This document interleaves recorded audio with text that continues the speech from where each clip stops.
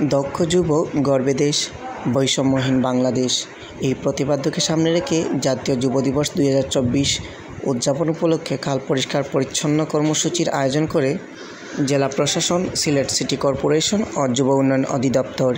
এ সময় প্রধান অতিথি হিসেবে উপস্থিত ছিলেন জনাব আবু আহমদ সিদ্দিকী, এনডিসি, বিভাগীয় কমিশনার, সিলেট বিভাগ।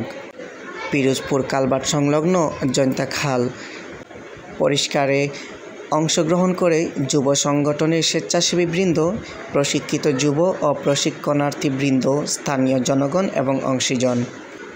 এ সময় জনাব আবু আহমদ সিদ্দিকী বলেন, আজকে আপনারা যে কার্যক্রমটি উদ্বোধন করলেন সেটা সম্পর্কে আপনার বক্তব্য। আজকে এটা শুভ উদ্বোধন হলো। এটা পর্যায়ক্রমে যে এরকম দূষিত খালগুলো আছে, যেগুলো আপনার ভরাট হয়ে গেছে বা যেখানে পানি যেতে পারছে না, সেগুলো পর্যায়ক্রমে খনন করা হবে, আপনার পরিষ্কার পরিচ্ছন্ন করা হবে।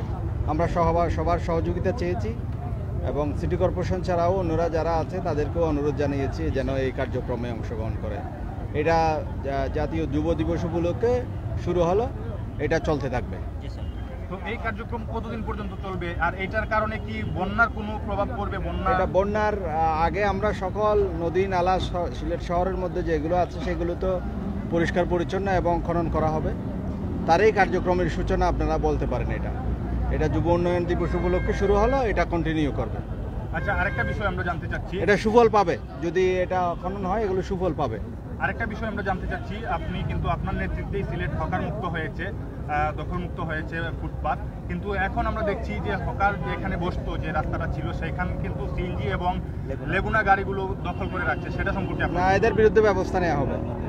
এটা ফুটপাত এবং রাস্তা আপনার সিলেটবাসীর জন্য উন্মুক্ত রাখা হবে, চলাচল যাতে আপনার নির্বিঘ্ন হয়। ঠিক আছে, এখন শেষ করে দেন স্যার।